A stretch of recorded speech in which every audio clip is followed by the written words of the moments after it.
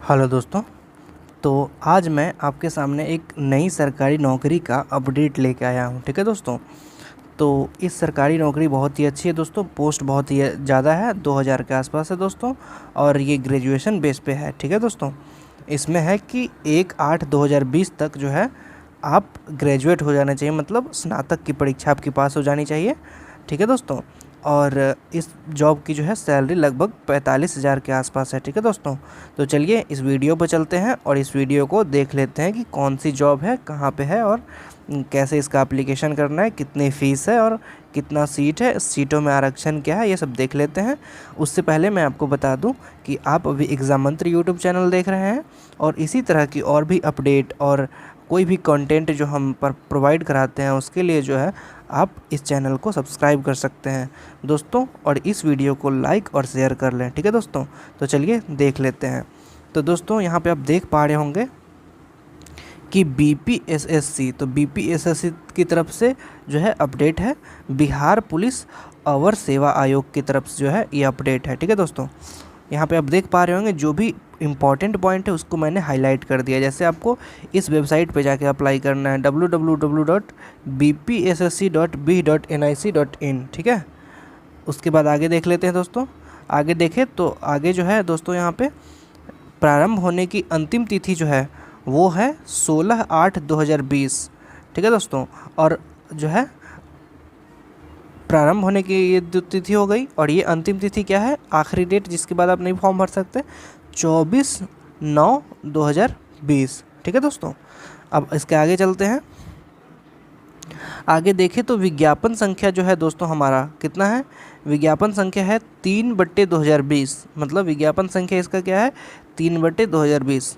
इसमें जो है अवर पुलिस अवर निरीक्षक 2 वैकेंसी निकली हुई है, पुलिस अवर निरीक्षक और प्रारक्ष अवर निरीक्षक। ठीक है। जिससे हम इंग्लिश में अगर बोले तो पुलिस सब इंस्पेक्टर और जो है सर्जेंट बोलेंगे इंग्लिश में। ठीक है। और दोनों का वेतनमान जो है लेवल 6 पे स्केल है और 35,400 से लेकर वो 1,12,400 तक जो है इसका पे स्केल बनता है। ठीक है दोस्तों। और इसमें जो ये सब बेसिक पे है, 35,400 जो है बेसिक पे है। तो इसमें जो है आपको अगर पूरा अगर टीए DHRA अगर जोड़ते हैं, जो travelling allowance, house rent allowance, ये सब जो होता है वो सब को जोड़ने के बाद आपको 45,000 के आसपास जो है आपका सैलरी बनेगा। ठीक है दोस्तों। उसके बाद बात कर लेते हैं कि पोस्ट कितनी है। तो दोस्तों यहाँ पे आप देख पा रहे होंगे कि जो पुलिस अवर निरीक्षक है, मतलब पुलिस सब इंस्पेक्टर, उसमें 1998 लगभग 2000 पोस्ट है और सर्जेंट के पोस्ट में 215 पोस्ट है। ठीक है दोस्तों। तो पोस्ट तो बहुत अच्छी है दोस्तों, ये तो आप देख करके ही समझ पा रहे होंगे। उसके बाद बात कर लेते हैं हम लोग ज़रा सा आवेदन कैसे करना है। तो आवेदन जो है ऑनलाइन आमंत्रित किए जाएंगे। ठीक है। 16 तारीख से, आज 15 है, 15 अगस्त हम लोग का स्वतंत्रता दिवस। उसके बाद जो है कल से ही ये फॉर्म स्टार्ट हो रहा है। ठीक है दोस्तों। उसके बाद बात कर लेते हैं कि जब हम फॉर्म भरेंगे उस समय हमें, आपको सर्जेंट पोस्ट के लिए अप्लाई कर रहे हो या पुलिस अवर निरीक्षक मतलब सब इंस्पेक्टर के लिए, इसका प्रेफरेंस आपको देना है। ठीक है। तो अभी हम पहला पोस्ट के बारे में देख लेते हैं। पहला पोस्ट हमारा क्या है, पुलिस अवर निरीक्षक या सब इंस्पेक्टर। ठीक है दोस्तों। तो उसके बारे में पहले देख लेते हैं। ठीक है। तो यहाँ पे आप देख पा रहे होंगे कि इसमें जो है जो 1998 पोस्ट है, मतलब लगभग 2000 पोस्ट है, उसमें लिखित प्रतियोगिता परीक्षा होगी। ठीक है। सब इंस्पेक्टर की पोस्ट बहुत ही अच्छी पोस्ट होती है दोस्तों। और परीक्षा जो है 2 चरणों में होगी और जिसमें एक होगा प्रारंभिक, दूसरा होगा मुख्य। ठीक है। और सभी लिखित परीक्षा, मतलब दोनों जो लिखित परीक्षा है, दोनों के ही सभी प्रश्न जो है बहुविकल्पीय प्रश्न होंगे। ठीक है। उसके बाद अब आगे देख लेते हैं कि प्रारंभिक परीक्षा के बारे में। प्रारंभिक परीक्षा जो है 200 अंकों का होगा। ठीक है। एक पत्र होगा, प्रारंभिक परीक्षा में एक ही पत्र होगा जिसमें क्या पूछा जाएगा, सामान्य ज्ञान एवं समसामयिक मुद्दे, मतलब general knowledge and current affairs. ठीक है। 200 अंकों का पूछा जाएगा और एक ही पत्र होगा। प्रारंभिक की अभी हम बात करें दोस्तों, ये बात ध्यान रखिएगा, अभी हम प्रारंभिक की बात कर रहे हैं और जिसमें एक ही पत्र होगा, 200 अंकों का होगा, 2 घंटे की परीक्षा होगी और 100 क्वेश्चन रहेंगे, 200 अंक का। ठीक है। अब जो है ये बता दो दोस्तों कि इसमें जो है, इसमें से कितने लोगों को शॉर्ट लिस्ट किया जाएगा। तो जैसे में 20 गुना इसमें से प्रारंभिक परीक्षा में से शॉर्ट लिस्ट किया जाएगा। हमारा वैकेंसी कितना था दोस्तों, वैकेंसी था हमारा 1998। चलिए हम राउंड फिगर 2000 लेते हैं, ठीक है। 2000 में आप 20 से मल्टीप्लाई कर दीजिए तो क्या कितना हो जाएगा, 40,000। मतलब 40,000 लोगों को प्रारंभिक परीक्षा से शॉर्ट लिस्ट किया जाएगा। उसके बाद अब आगे देखेंगे तो अब मुख्य परीक्षा के बारे में बात करते हैं। तो मुख्य परीक्षा जो है, अब मुख्य परीक्षा के बारे में बात करें तो मुख्य परीक्षा में मतलब प्रारंभिक में जो सफल अभ्यर्थी थे उसको ही मुख्य परीक्षा में सम्मिलित होने का अवसर प्रदान किया जाएगा। इसमें जो है प्रारंभिक परीक्षा में एक ही पत्र थे ना दोस्त, लेकिन इसमें एक पत्र नहीं 2 पत्र होंगे। मतलब प्रारंभिक में 1 पत्र और मुख्य में 2 पत्र। प्रारंभिक जो है प्रथम पत्र ना, मुख्य का 2 पत्र जो है उसमें से प्रथम, उसमें से अभी प्रथम की बात करें तो प्रथम 200 अंक की होगी, हिंदी का 2 घंटे की होगी और 100 प्रश्न होंगे। सेम जो जैसा प्रारंभिक परीक्षा में था वैसे ही मुख्य परीक्षा में भी है, ठीक है। अब मुख्य परीक्षा का प्रथम पत्र हिंदी का होगा, सामान्य हिंदी का होगा, और दूसरा पत्र जो होगा वो होगा सामान्य विज्ञान, नागरिक शास्त्र, भारतीय इतिहास, भारतीय भूगोल, गणित एवं मानसिक योग्यता। सेम इसमें भी 200 क्वेश्चन, 100 मार्क्स, 2 घंटे, ठीक है। तो अब मैं आपको ये बता दूं कि पहला जो मुख्य परीक्षा का जो पहला पेपर था वो तो हिंदी था, और हिंदी का जो है उसका हिंदी का प्राप्तांक मेधा सूची निर्धारण में नहीं जोड़ा जाएगा। मतलब हिंदी जो है सिर्फ आपको पास करना है, 30 नंबर ला करके बस हिंदी को पास कर लेना है, ठीक है। हिंदी पे बहुत ज़्यादा जो है अपना ध्यान नहीं कंसिडर करना है, ठीक है।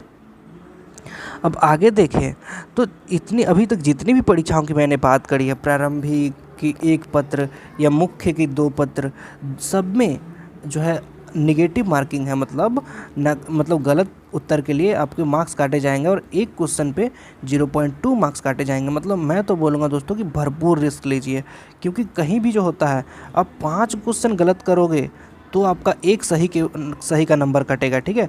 तो आप रिस्क तो भरपूर लीजिए, ठीक है। अब मुख्य लिखित परीक्षा पर रिक्तियों का 6 गुना, देख रहे हैं प्रारंभिक से कितना गुना शॉर्ट लिस्ट किया था, 20 गुना। अब 6 गुना शॉर्ट लिस्ट कर रहा है, मतलब 20,000 वैकेंसी है तो अब उसका 6 गुना मतलब 12,000 लोगों को शॉर्ट लिस्ट करेगा यहाँ से, ठीक है दोस्तों।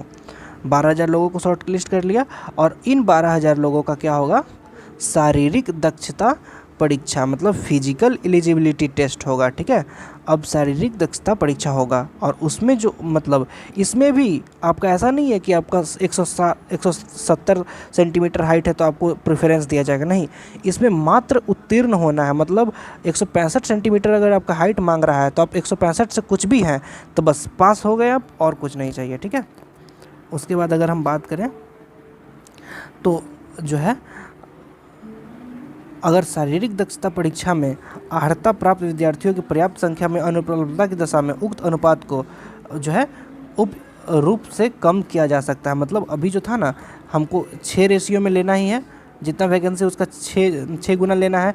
लेकिन मान लीजिए अगर 6 गुना लोग मुख्य परीक्षा में पास ही नहीं किया तो उसको 5 गुना भी ले सकते हैं लोग, 4 गुना भी ले सकते हैं, ठीक है।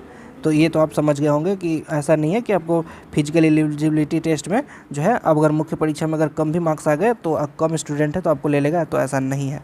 तो मेगा सूची जो बनेगा अभी फिजिकल एलिजिबिलिटी टेस्ट के बाद जो मेगा सूची बना है उसमें जो है अब जो है नहीं दोस्तों, फिजिकल के बाद नहीं बना था, मेंस के बाद बना था मेगा सूची, ठीक है। अब जो है टाई ब्रेकिंग रूल्स, मान लीजिए 2 कैंडिडेट के सेम जो है मार्क्स आ गए हैं, सेम अंक प्राप्त हुए, तो टाई कैसे ब्रेक किया जाएगा। तो टाई जो है देखा जाएगा, समान अंक प्राप्त करने की तिथि में जो है क्या करा जाएगा, जन्म तिथि देखी जाएगी, ठीक है। जन्म तिथि जिसकी पहले होगी उसको प्रेफरेंस दिया जाएगा। उसके बाद समान जन्म तिथि भी मिल गया, तब शैक्षणिक योग्यता, मान लीजिए किसी ने सिर्फ ग्रेजुएशन किया है और किसी ने ग्रेजुएशन के साथ मास्टर्स की डिग्री है तो उसको प्रेफरेंस दिया जाएगा। और मान लीजिए कि शैक्षणिक योग्यता भी दोनों का सेम हुआ, तब जो है अंग्रेजी वर्णमाला में नाम का जो है क्रम जो आएगा, मान लीजिए किसी का नाम AVINASH है और किसी का नाम ABHISHE के है, तो दोस्तों अंग्रेजी वर्णमाला में अगर देखा जाए तो ये पहले आएगा, क्योंकि ए तो दोनों में ही है लेकिन बी इसमें आता है, इसमें भी आता है, तो अब अभिषेक को यहाँ पे प्रेफरेंस दिया जाएगा, ठीक है। उसके बाद अगर हम बात कर लें कि अंतिम मेधा सूची के लिए न्यूनतम अर्हतांक जो है, न्यूनतम मार्क्स जो है मुख्य परीक्षा के पर तैयार की गई मतलब मेधा सूची तो मैं आपको पहले ही बता चुका हूँ कि मेधा सूची बनेगा वो मुख्य परीक्षा के आधार पर बनेगा, ठीक है, मुख्य परीक्षा के आधार पर बनेगा।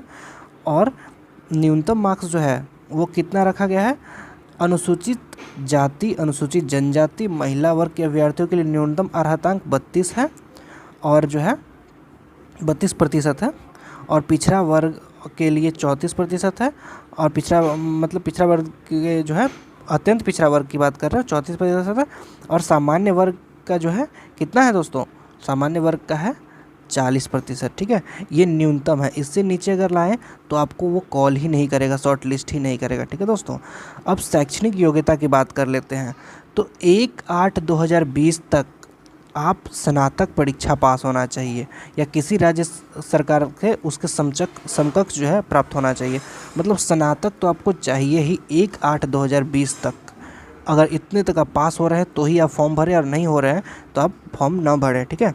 बिना मतलब का 700 रुपये बर्बाद करने से कोई फ़ायदा है नहीं। चलिए अब अभ्यर्थियों की उम्र सीमा की बात कर लें तो 1 जनवरी 2020 को जो उम्र होनी चाहिए अभ्यर्थी की, मतलब जो अप्लाई कर रहे हैं उसका 1 जनवरी 2020 को जो उम्र होना चाहिए न्यूनतम 20 वर्ष और 37 वर्ष किसके लिए, सामान्य के लिए, 20 वर्ष और 40 वर्ष किसके लिए, पिछड़ा वर्ग एवं अत्यंत पिछड़ा के लिए, और जो है 20 वर्ष और 40 वर्ष किसके लिए, अनारक्षित सामान्य, ठीक है, अनारक्षित कोटि और पिछड़ा वर्ग एवं अत्यंत पिछड़ा वर्ग के महिलाओं के लिए न्यूनतम। ये महिला के लिए कौन सा है, ये है 20 न्यूनतम और 40 अधिकतम। उसी तरह पुरुषों के लिए जो क्या है, पिछड़ा वर्ग के पुरुषों के लिए 20 न्यूनतम 40 अधिकतम, और सामान्य के लिए क्या है 20 न्यूनतम और 37 अधिकतम। उसके बाद हम थोड़ा देख लेते हैं जो है हमें फिजिकल एलिजिबिलिटी टेस्ट में क्या क्या पास करना है। तो सबसे पहले आपकी ऊंचाई जो है 165 सेंटीमीटर होनी चाहिए आपकी ऊंचाई, अगर आप अनारक्षित सामान्य पिछड़ा वर्ग के पुरुष हो तो, ठीक है। और अत्यंत पिछड़ा वर्ग, अनुसूचित जाति एवं अनुसूचित जनजाति के पुरुष हो तो आपकी 160 सेंटीमीटर होनी चाहिए, और सभी वर्ग की महिलाओं के लिए जो है 155 सेंटीमीटर होनी चाहिए, ठीक है। और इनकी वजन जो है न्यूनतम 48 kg होनी चाहिए, 48 kg, उससे नीचे होगा तो फिर महिलाओं में जो वजन का है एक प्रावधान रखा गया है। सीना सिर्फ पुरुषों के लिए है, बिना फुलाए, जो अगर सामान्य से हो तो बिना फुलाए 81 सेंटीमीटर होनी चाहिए और फुलाकर 86 सेंटीमीटर होना चाहिए, ठीक है। अगर अनुसूचित जनजाति एवं जाति के हो तो आपको 79 सेंटीमीटर बिना फुलाए होनी चाहिए और 84 सेंटीमीटर जो है फुलाने के बाद होनी चाहिए, ठीक है दोस्तों। तो दोस्तों अब शारीरिक दक्षता परीक्षा में आपसे क्या क्या करवाया जाएगा इसके बारे में भी थोड़ा बात कर लेते हैं। तो सबसे पहले तो आपकी दौड़ होगी, तो दौड़ में 1 मील दौड़ना है। 1 मील मतलब दोस्तों 1.6 किलोमीटर, ठीक है, मतलब 1 किलोमीटर और 600 मीटर, ठीक है। उतना आपको 6 मिनट 30 सेकंड में पास करना है, ठीक है।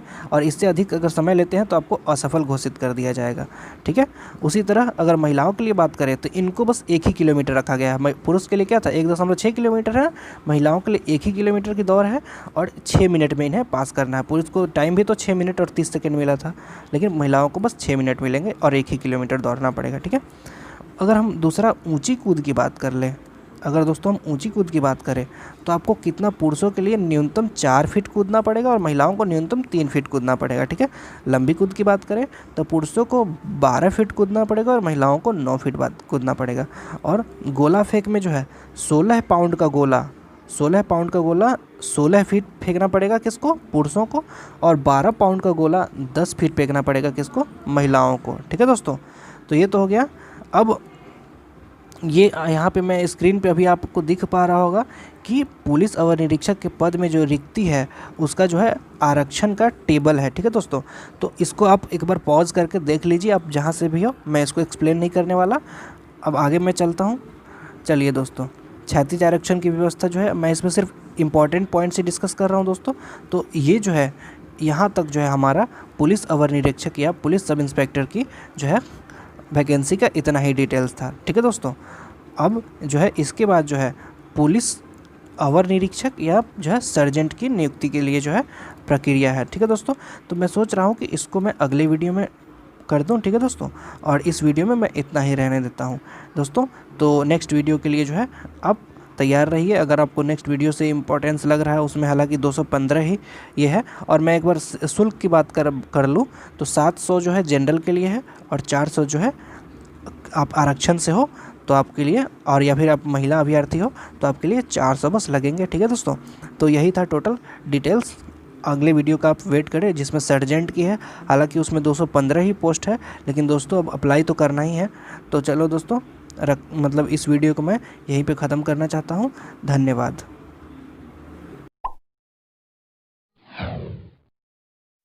दोस्तों, इस वीडियो को लाइक और शेयर करें और इस चैनल को प्लीज़ सब्सक्राइब कर लें।